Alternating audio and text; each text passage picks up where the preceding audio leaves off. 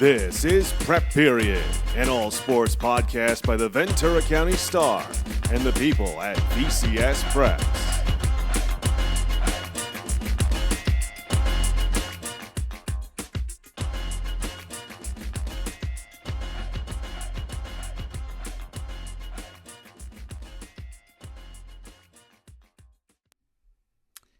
Hello and welcome to episode 27 of Prep Period, the Ventura County Star's All Preps, All Sports podcast. Starting to roll off the tongue after 27 times, Joe.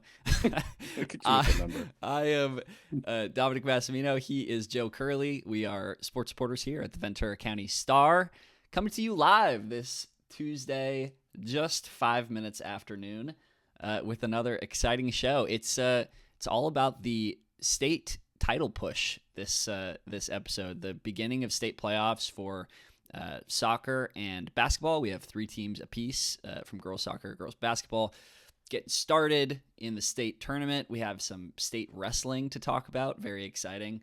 But as usual, Joe, before we get started, how you been? What you been up to? How you feeling? Busy. I wonder if I'll ever ask you that question and not get that answer.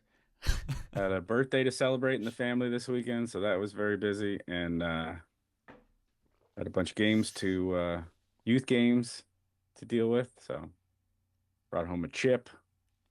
Won't be bragging anymore because they're just little kids. I'll take over the bragging. I'll brag to the podcast. My for you, yes. Marathon training. I think I mentioned it like 7 weeks ago, and have not mentioned it since because it's been grueling and embarrassing for a former college runner, the degree to which I have fallen off and become washed up. But we got an 18-miler in on the PCH over the weekend and feeling pretty good, man. Feeling like I might actually do this thing. So pretty stoked on that. I believe in you, man. I believe in you. So that's Joe, fantastic. Joe, we're gonna jump right into to your favorite. Let me know where and when I need to be to celebrate you in your. I will make a sign. I will hold a sign, maybe a cup of water. I will be there to support you. Well, friend, it's gonna be back. Partner. It's gonna be back on the East Coast. So unfortunately, you're gonna have to. We'd have to get somebody I to don't comp know. your travel. Oh well, yeah.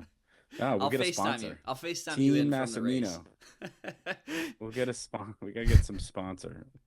So we got right. a couple minutes before we start having all of our wonderful guests for today's show. But before we do that, let's talk some soccer, Joe. Tell us about what happened over the weekend and tell us what we're looking forward to in these state playoffs. So the bad news is that we will end soccer season without a section championship. We had 2 teams reach the section final. More on the boys team in a moment. The one girls team was Del Sol. They're incredible, unlikely. I won't call it one of a kind, but I mean just a very unique run to the Division 5 final. Ends with a very interesting soccer game. Freshmen, now remember Del Sol, almost nothing but freshmen and sophomores. So they had a freshman who scored in the 6th minute off a corner kick. Brooke Pignon gave the Jags an early lead out there in Thermal at Coachella Valley. And honestly, it could have been 2-3-0. I think when Coach Figueroa and staff kind of look back and kick themselves on the final result, think they're going to think about that early half an hour when they really were had jumped all over the hosts and had a chance to build a lead, and then but once Coachella Valley was able to kind of get back into it, they scored maybe 10 minutes before halftime on a beautiful counter. All 3 of their goals were very nice counters, and they scored 3 goals kind of in a 20-minute span. They scored 1 right before halftime to make it 1-1, and then 2 6 minutes apart early in the second half to go up 3-1. It was the first time that Del Sol had been behind by more than 1 goal all playoffs.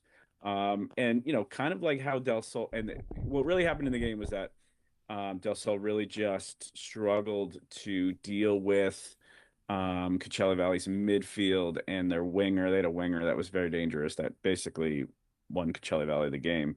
But Del Sol during this run, they kind of in contrast to their age and experience level.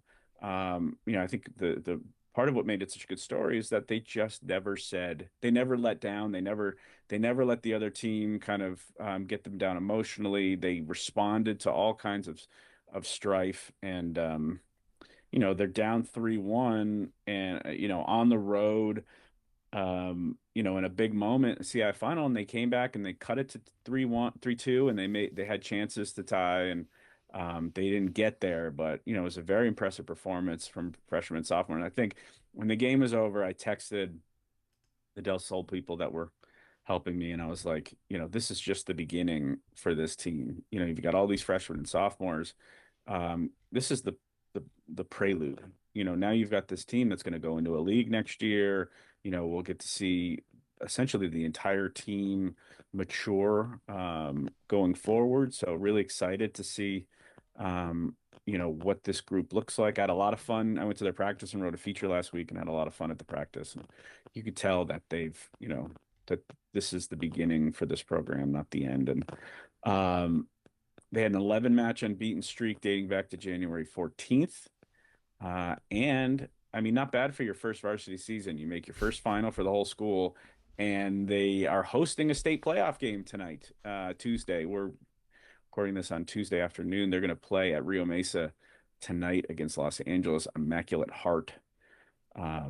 So all in all, not I think Coach Figueroa said it. We didn't get the cherry on top of the sundae, but they had the full extent of the experience, and it's really just the first chapter for this team. Yeah, and you get a possible run in the state tournament, and no doubt those girls are still hungry. They're still like you said, many of them still underclassmen. Why don't you take us, Joe, to the kind of the big controversy surrounding the boys possible CIF or the CIF championship game that wasn't, I guess you could say. Just tell us kind of yeah, we were all excited for Calabasas to play Los Alamitos in the D3 final on Saturday. Calabasas, obviously one of the better Minor League teams we've seen in years. 23-match unbeaten streak. And then we get a press release on Friday afternoon from CIF saying that they've withdrawn from the playoffs due to the use of an ineligible player, which, is sad and frustrating for that team, for all the members of the team. I spoke to Coach Drozilpa, who essentially confirmed that they had a kid playing a club match. I've since I've been sent video of the kid we don't mention the kid because obviously he's a minor who made a mistake. We don't want his name to be on the internet for the end of all time based on a mistake he made as a kid. And it's just an unfortunate thing. I mean, we see it all. This is something that happens a lot of time in soccer, where when you're in the playoffs, you have to play for your high school. You can't play for your club. We've seen it in, it happens at community college too, where when Oxnard College, when Ross has a big team and they're trying to win a state championship, he's got to remind his kids not to play on Sunday league, right? I mean, when you're a soccer player, you play soccer. You play, you're an elite soccer player. All you do is play. A lot of these soccer players are playing constantly, and so yeah, I'm sure it's hard for them to turn down their club, and delay. And I'm down there after Calabasas beats Channel Islands. The coach is reminding the kid. I literally heard him remind the team, okay, this means we're going to play until then. Make sure you don't play for your club team until then, and so, they were reminded. And it's, I don't know how much I want to get into the statement that the team made after members of the team. Somebody came on social media and made a statement talking about a player's MLS Next contract.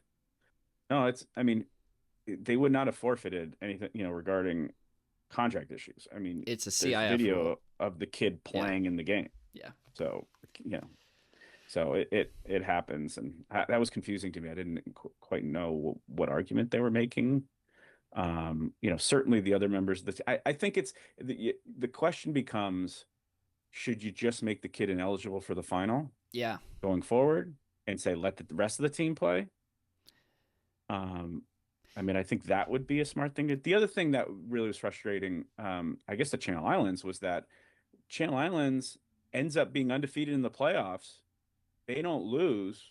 They don't get to play Saturday again, in the final. That if you look at it, the semifinal should have been a forfeit win for Channel Islands, and they should have gone on. The CIF argument is that, well, what the forfeits go back all the way to the first round. So who's to say that Calabasas's first, second, and quarterfinal opponents didn't have an argument that they wouldn't have lost? But I mean, once those teams lose, they're not practicing anymore. They don't, Channel Islands was trying to get ready for state. I'm sure they were practicing. They could have jumped in and played on Saturday, and then at least you have a final. I'm sure Los Alamitos would have preferred playing a game than just be elevated to champions. So Agreed. I think that in that scenario, I think I would have, even though it's not a perfect solution, I think I would have preferred if CIF allowed elevated Calabasas' opponents to play in the final. And then the thing I thought, I know Channel Islands is frustrated about, they're not in the state tournament. Well, Calabasas' spot in the state tournament went to the team that Los Alamitos beat in the semifinal. It's like, why not Channel Islands? Channel Islands didn't lose in the playoffs. They have a 9-game section winning streak now, going back to last year when they won Division 6. So yeah, I guess Channel Islands out that Calabasas loss. Yeah. Well, Channel Islands was told the reason why they didn't make the state was because Godinez, who's the team that is the 8th seed in whatever division that is, had a slightly better rating than them. They were, they were higher seed, and they both lost in the same division. And when I was told that, I said, well, they didn't lose. They didn't lose. I mean, not lost in the law. They lost in the same round, yeah. Right? No, Channel Islands didn't lose. Yeah. And I can't give I can't give any detail. There's more details that CI could give. That would, I can't give the details because it would tell you who. Sure. Anyway, tell you who was that, whatever, the kid that played. And so, but, anyway, just I an thought unfortunate situation all around for. I mean, you never love forfeits, and it's never great, but like, there's better ways to do it than just not have a final. And this happened about 10 years ago with Grace Brethren football, and Grace Brethren football had to pull out the day before a CIF final, which made, they didn't have a CIF final that year. I think that kind of makes sense, because, a football game you spend all week preparing for. But anyway, long story short, let me just quickly go down. Yeah, go ahead. We do have state competition tonight. Oaks Christian girls soccer plays. They're the 6th seed in Division 1. They're going to play San Diego Mount Carmel down in San Diego. Westlake is the number 2 seed in Division 2. They're going to host La Costa Canyon, the number 7 seed, at CLU tonight. And then Del Sol, like I said, they're going to host Immaculate Heart at Rio Mesa. We have to welcome soccer to the state championship situation, because this is the first year that actually North will play South and they'll have a state championship, which I'm sure brings a lot more cachet to post-section competition. Speaking of welcomes, Dominic. Good segue, Joe. That's impressive. Yeah, we got it. I mean, so we're gonna jump over to talking about some girls basketball, and who better to join the show and talk with us than Oak Park head coach April Schilling, first year at the helm of the Eagles program.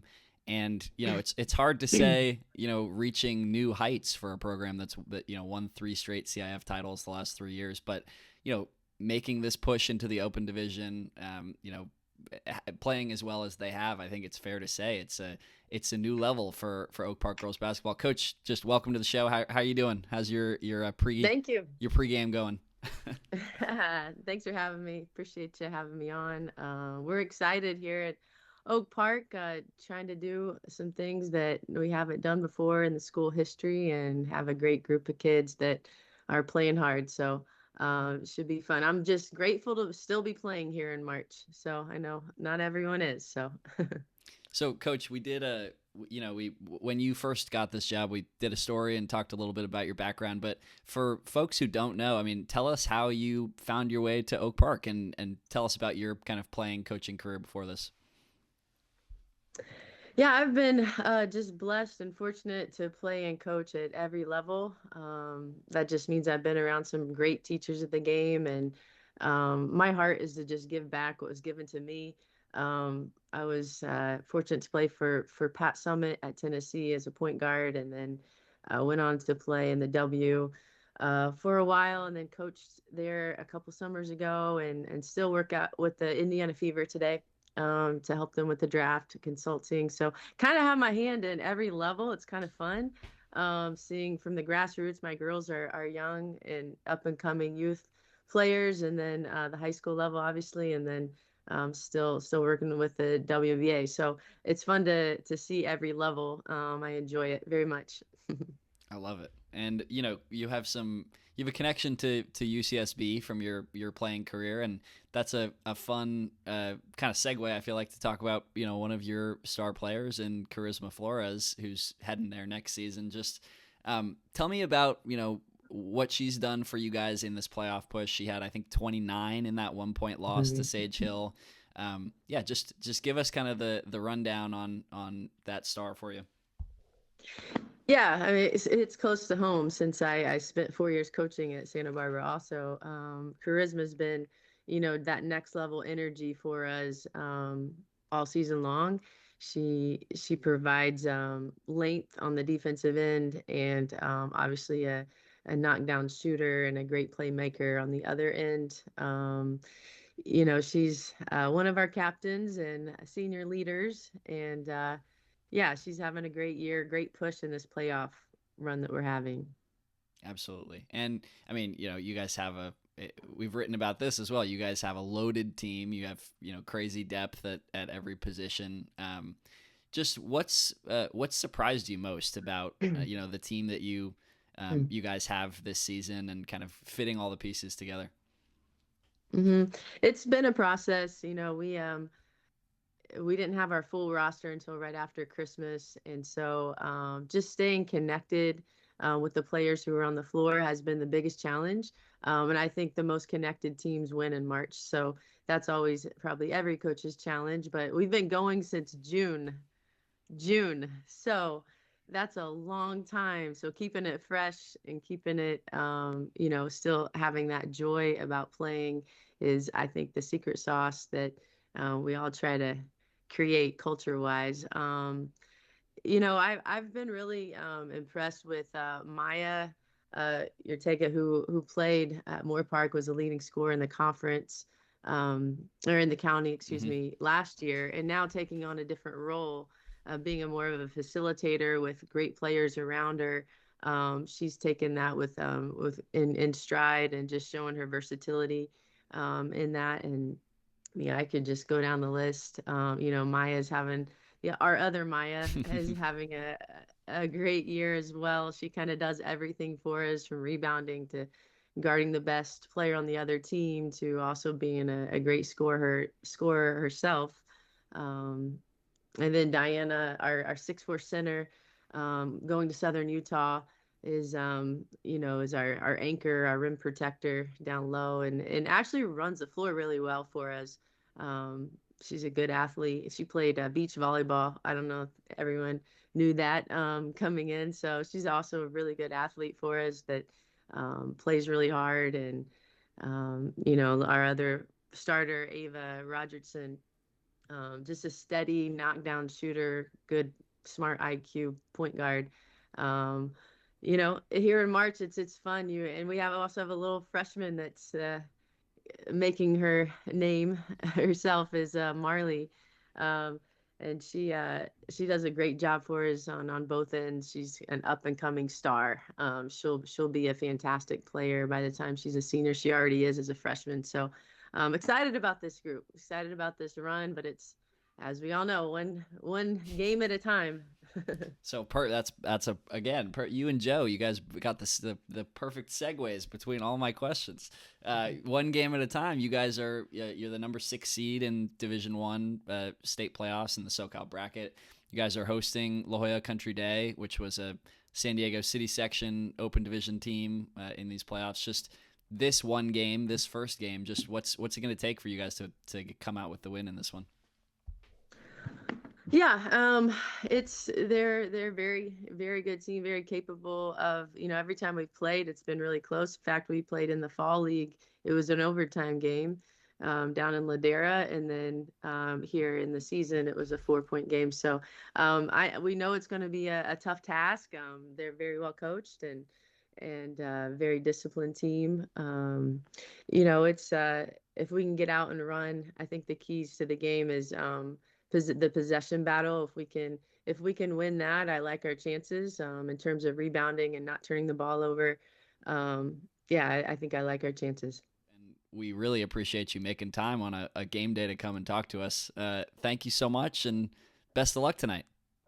Thank you. I appreciate all of your support with girls basketball. It's awesome. Our pleasure, Coach. Our pleasure. You have a good rest of your day. Best of luck.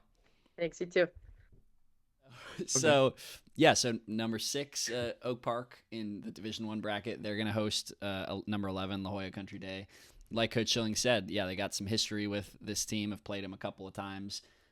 They were the San Diego City Section Open Division number 5 seed in their section program. Playoffs. Yeah, great. I once covered one of our local teams down there in a state game when they had Candace Wiggins.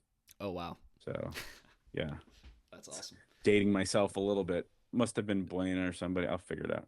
And, last week we were talking about, the theme in girls basketball in the playoffs was those heartbreaking losses. Oak Park loses by 1 in the semifinals. Camarillo lost by 2, and Oxnard lost by 3. Both of those teams, as well as Oak Park, are playing in these state playoffs. Camarillo gets the number 8 seed in the Division II bracket. They're hosting, interestingly enough, another San Diego City Section Open Division team in number 9 Cathedral Catholic. They were the 3 seed in the Open Division. I kind of found that interesting. They were the 3 seed in the Open Division, San Diego City Section. They're in D2. Then you have La Jolla Country Day was the 5 seed in the Open Division City Section, and they're up in Division I playing Oak Park. Curious. So I don't know this for a fact, but I think it's because of the size of the school. I think once you go back to state competition, they might be wrong. Correct me. I believe Send me you're a DM right if it's the case, but I think it reverts kind of to the old ways, and I think that's what it is. Although I'm sure La Jolla County Day is not. I think that's part of the equation. It's not the whole equation, because it's not like Oak Park and La Jolla County Day are big schools, big Division I schools either. Totally. But I think, I don't know. Maybe I'm just. I think you're right. I think I've heard. So I think that it's not strictly by school size, but I think it takes into. I think it's like competitive equity plus, if that makes sense.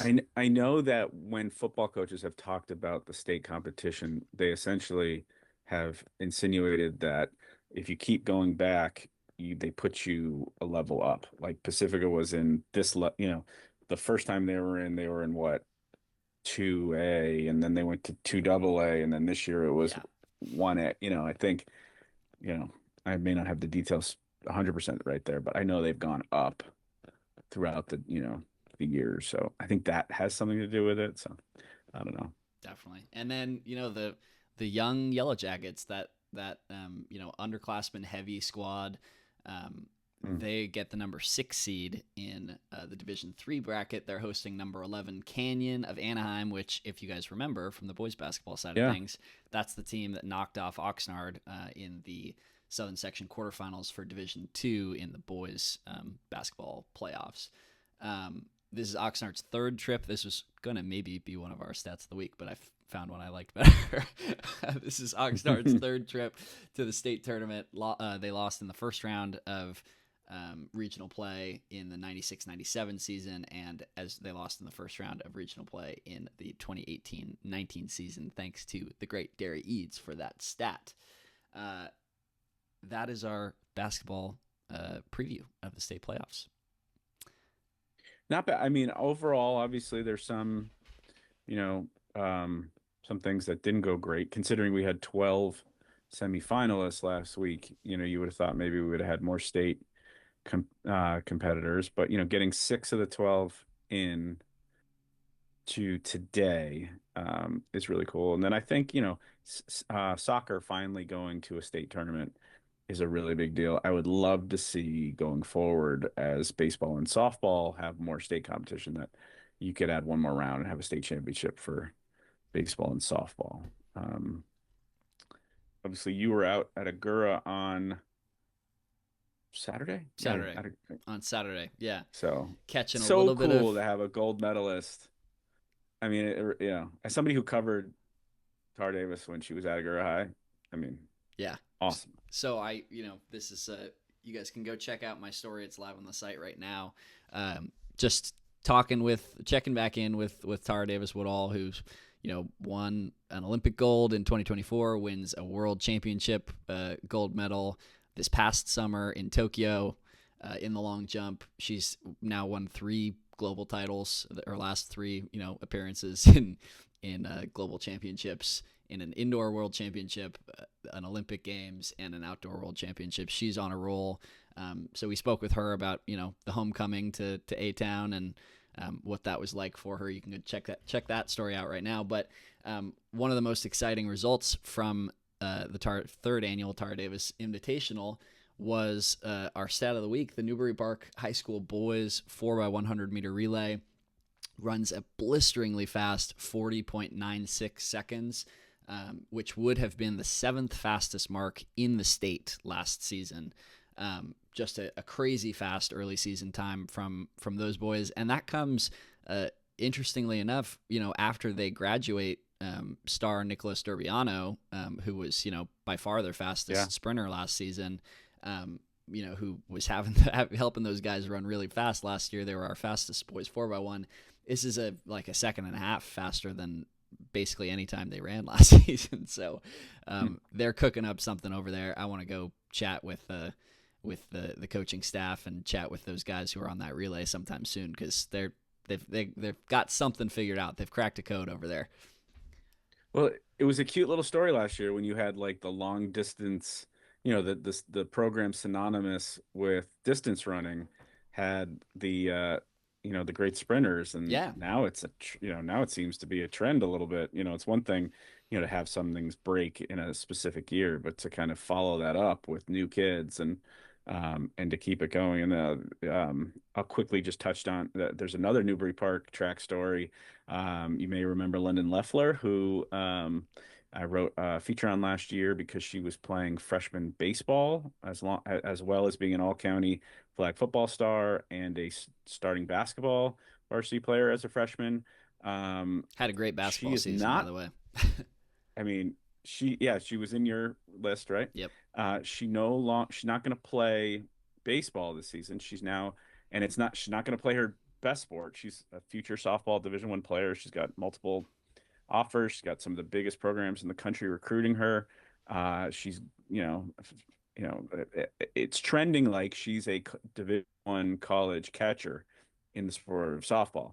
She's not playing softball for the Panthers. She's running track. So, and she was at her very first track meet was that Tara Davis Invitational because she had no time. She was performing in the JV meet and did quite well. I think she finished second in 3 or 4 events and 5th in another, and which screams heptathlete to me. So we'll see what happens. So lots of talented multi-eventers in the area. Yeah.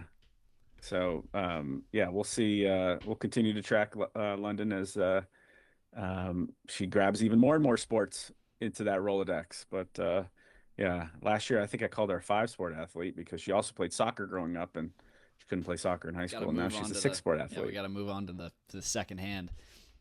Keep an eye out. We're gonna I'm gonna keep up those weekly track and field leaderboards that we did last season on X on Twitter. So keep. And as long as we're talking track, we probably should mention Sadie Englehart. Oh my goodness! Didn't she?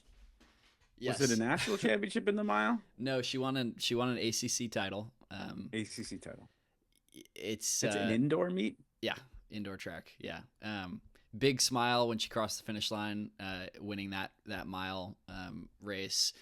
Super cool to see how quickly. I mean, she obviously Sadie Englehart was a an incredible talent in high school running. You could make the argument the best that the state of California has ever produced. In track and field, but you never know. If everything changes in college, you're in a new place, you're with new teammates, new training philosophy, new nutrition, and she's seems to be flourishing in her freshman season at NC State. And then you also have Colin Salmon, speaking of Newbury Park, former Panther, who's just been absolutely tearing it up in the indoor track and field scene for Northern Arizona. He's, I believe, I should probably check this before I say something while incorrect. You find that, Sadie Englehart's time was 4:32:59 to win the ACC Indoor Championship.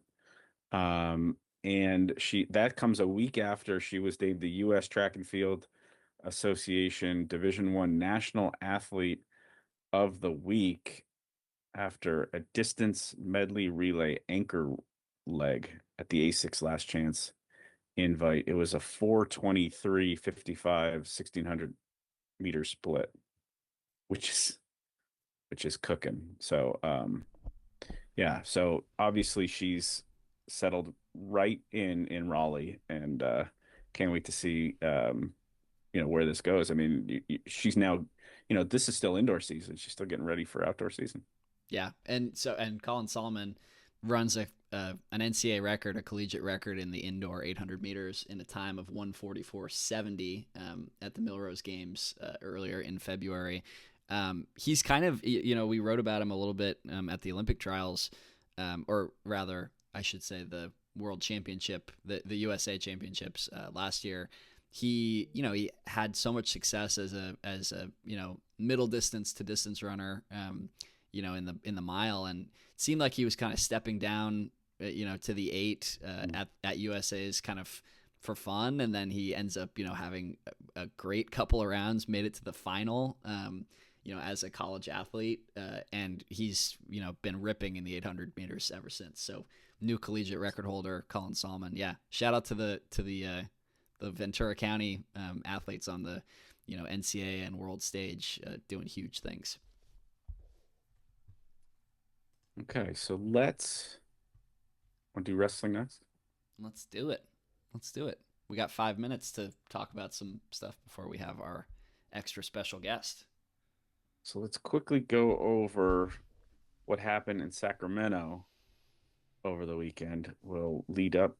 So Moore Park High senior Noah Huss was 6-2 to finish 4th in the boys 285-pound division at state. He was the only local boys wrestler to win a section title, and then he was second at Masters. Josh Requena finished his incredible 4-year run at Camarillo High, going 5-3, placing 5th in the boys 150-pound division. That was his 4th straight state meet. He's headed to Cal Poly San Luis Obispo. Brooklyn Bittner, Rio Mesa High senior, went 4-2. She reached the semis before finishing 5th in the girls 170-pound division. She won her first CIF title and a Masters title to get to the state meet for the 2nd straight time. Pacifica's Samia Bazil, she's a junior. She reached the quarterfinals going 5-2. She finished 5th place also in the girls 155-pound division. We got an awesome photo on our graphic for this show, if you're watching on YouTube, of those 5 from the state meet all posing for a photo. Really cool, really awesome to see that many local wrestlers faring so well on the state championship stage. Pretty cool. The 5 other local wrestlers, girls wrestlers who had their awesome seasons come to a close at the state meet were Rio Mesa's Alexia Hernandez in the 120-pound division, Michelle Flores in 155, Allison Cortez in 235, and then Newbury Park's Juliet Martin in the 125-pound division, and Pacifica's Shire Anzuris in the 135-pound division, Joe. Pretty exciting stuff. I love wrestling. It's it's an environment unlike anything else, I feel like, in high school sports, as you saw it. You're at the meet you covered last season. Yeah, I don't have a ton of experience covering it, but the I mean, I thought it was super exciting. The one I covered Pacifica CME last year in the CIF final, and it was just an electric atmosphere at CME, and it was a lot of fun, and I can't wait to talk to our guest here about um, just what it's like to, like like you were saying offline, like to stare your opponent in the eye, in the eyes. And we do it in basketball and other sports where you're competing against someone, but wrestling is kind of another level of um oh, what's the right word for it? I don't know. Just it's all eyes on you. competition. That's what Right. what I have always found so cool about the sport of wrestling. As a runner, I kind of used to sort of not compare, but find similarities between the two, because it's when you're out there on the track, somebody in the lane to your left, and you're racing them, and everybody in the stadium's looking at you. But wrestling is a whole new level of that, because it's literally you and your opponent. Any mistake you make is on full display. Your success is on full display if you can get the victory. It's just like, I don't know. There's something very pure about the sport of wrestling that I've always appreciated. All right, well, let's hopefully set up timing wise. So the one wrestler we did mention was Madison Black, the Newbury Park senior, who she won all 5 of her matches at her third state tournament, to finish her senior year 53-0, to win the state championship at 130 pounds. She's the second Newbury Park girls wrestler to win a state championship in the last 6 years, joining Julia Ritchie, who won at 235 in 2020. She also, if you remember, Trinity Tipton won at 235 last year, the Camarillo Multisports Star. Black won the Romani League Championship, the Southern Section, I believe it was Northern Division title, the Masters crown to reach her third straight state championship. League champion, section champion, Masters champion, state champion, 53-0 as a senior, which means you will finish your high school career on quite a winning streak. I don't know, just how has the first 72 hours or so of being a state champion been?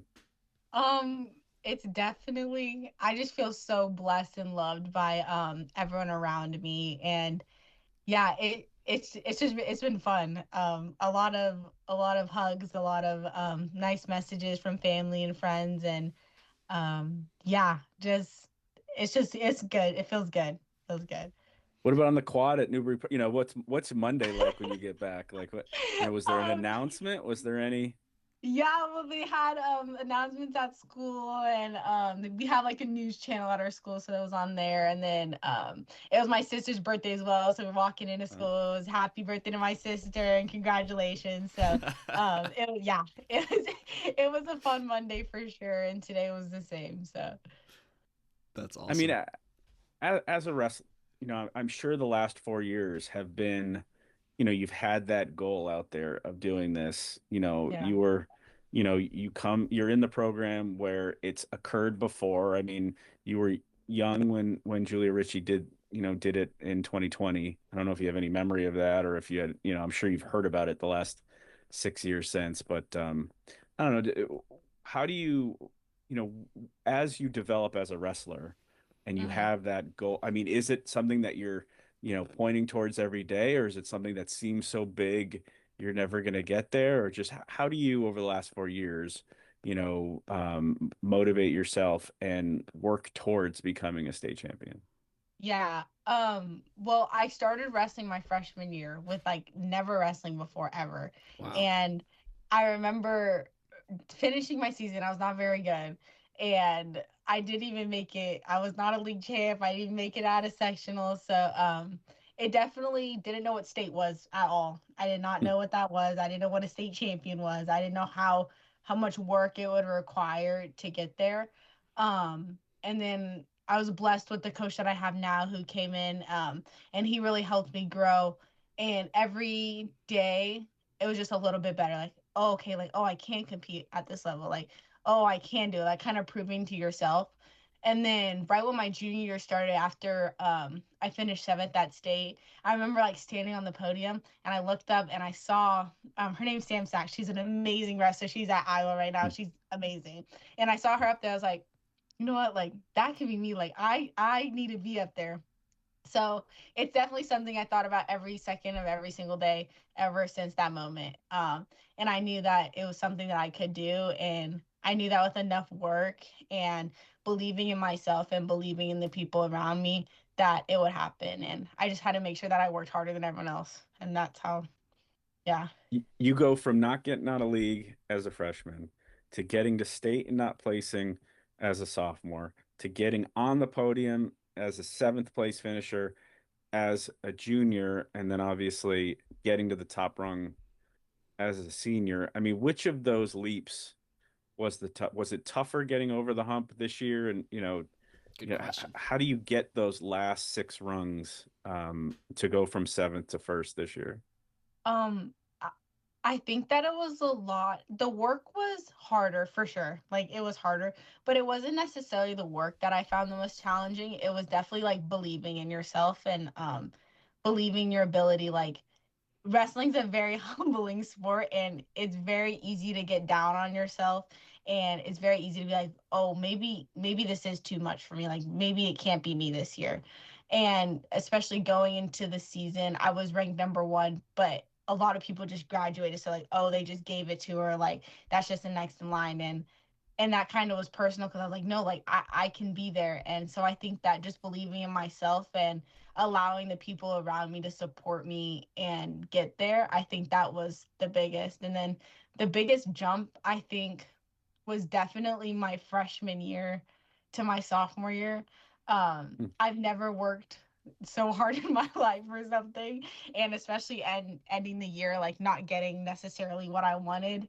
Um, it kind of was like a hit in the gut, like, oh, well, maybe like, why am I doing this? Like, is this what I'm going to get? Like, all this work and I didn't get it. But yeah, just staying the course. And that was definitely the hardest. Mentally, it was the hardest for sure. So girls wrestling has really exploded. We talk a lot on this podcast about about flag football and how that's exploded. But girls Yes. wrestling has also really exploded the last decade. And I'm sure you played other sports growing up. I'm sure you could have played other sports in high school. And as somebody who is now kind of going to be the face of the program, you're the face of girls wrestling right now in Ventura County. You know what what was the payoff? What would you say to like a 7th or an 8th grader who's starting to, trying to figure out what they're going to play in high school? And, if Yeah. you were recruiting to girls wrestling, what would you tell them? Why should they wrestle, and why was it a payoff? What was the payoff for you? Yeah. Okay, this one's actually a funny story because wrestling, I'm a very unathletic person. Like, this is gonna sound crazy. I'm very not athletic in the way of like throwing balls, catching things. Like, I'm just not. Like, if you saw me You throw a just throw football, opponents. exactly. Like, I can throw people, but I cannot throw a football or a baseball or anything. Come on, Maddie. So, You're not when I was younger, I played like soccer and stuff like that, and I danced. That was like my passion. I love dancing. Huh. And when I got to high school, we have a really competitive dancing. I was like, I don't know if that's like really something I want to do. And I did jujitsu when I was younger. And one of my friends, our family friends, was like, oh, you should try wrestling. I was like, what the heck is wrestling? Like, what do you what do you mean try wrestling? And it was the best decision I ever made, was to do that. And I think for girls out there who maybe don't belong as much, because I kind of went through that when I was younger, and don't really have the support system that they have at home, I think girls wrestling and wrestling in general, you will get the biggest family ever. when I won, I had so many people cheering for me, and all I could think about was like this. Wrestling just didn't give me medals, like it gave me a family, and I think that any girl out there would be so lucky to have the team and the amazing women around you, supporting you and being there for you, for sure. And it's more fun. Like it's more fun to watch than throwing a football around, I think. Um, We were but yeah, talking about how much fun we, Yeah. covering a wrestling match is and how exciting and electric it can yeah. be. Well, you're talking about your, you know, the support system and how you went from not being a wrestler to being a state championship wrestler. Some of that I know is you're a Project 8 wrestler, right? And I Oh, think yes. is Brooklyn Bittner is part of that club Yes. too. It's a club Yes. based in the middle of the county. Anything Yeah. about how Project 8 helped you, because so you're like a year-round wrestler, right? It's not just high school. Every day. Yes. Ev Every day. Wow. All the time. I don't know anything about what it's how did what did Project 8 play in this? Um, Project Day is the reason why I am where I am today. Tyler Ruiz and his whole family have been there for me through everything. He has his own army of children. I like to say his mini army. He has 5 kids and a baby on the way, and he takes time out of his day to come help me and the other girls on our team. And he gives us 110%. And yeah, Project Day has not only given me a family, it's given me a place to train. I was one of the first Project Day wrestlers to ever wrestle.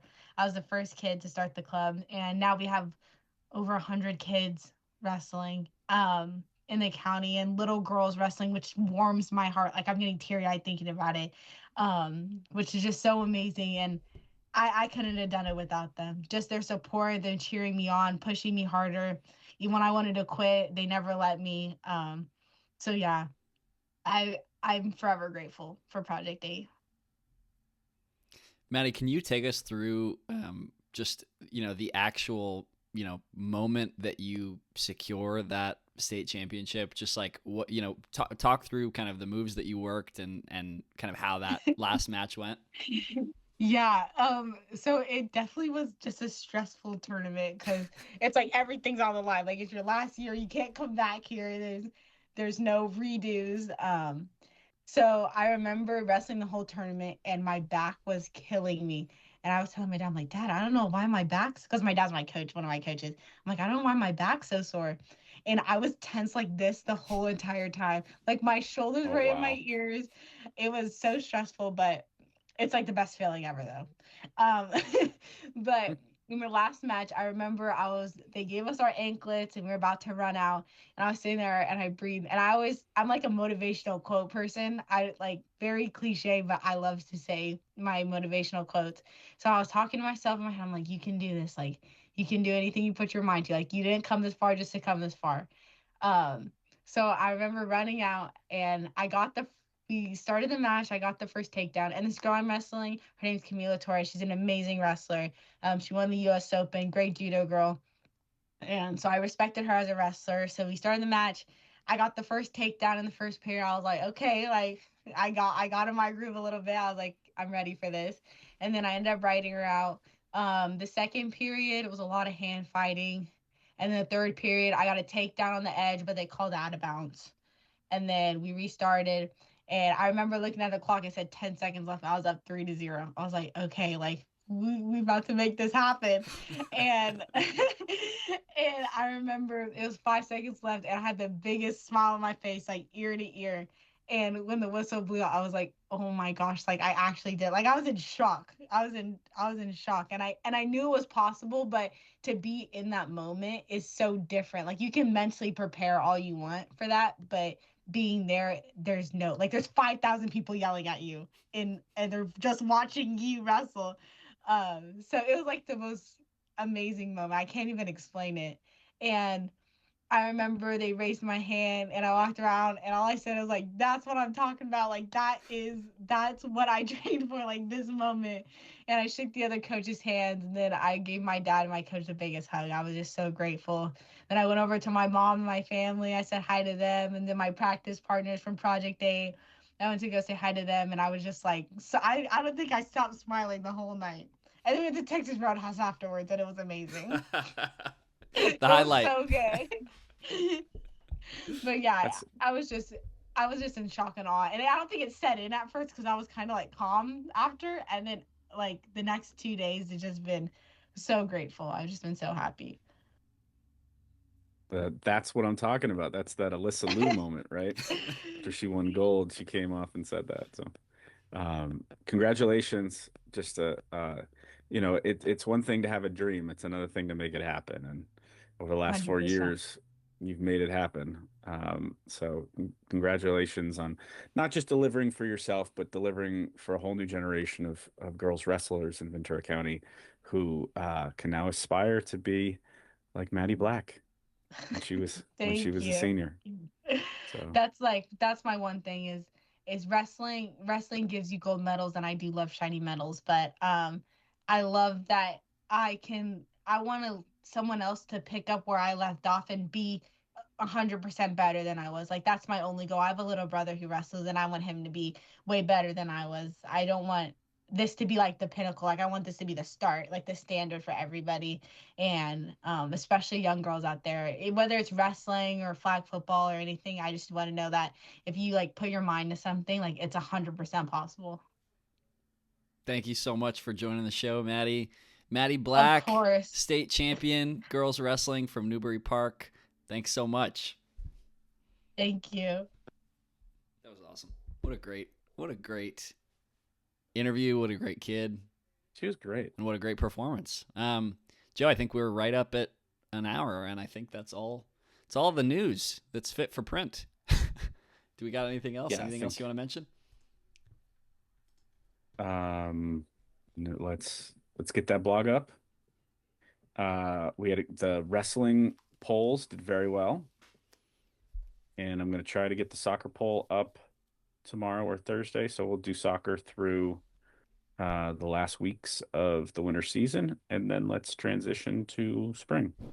Follow along for go read my Ventura College men's basketball gamer and roundup of all the local college basketball. Go read my Tara Davis story, and follow along tonight if you're watching this live, and hopefully we'll get this up later this afternoon, evening before I go out, but following along live on the blog tonight for our girls basketball coverage. Awesome. Yeah, we'll see if I can get out to one of those other games. Got my fingers crossed. All right, guys. Till next week. Appreciate you.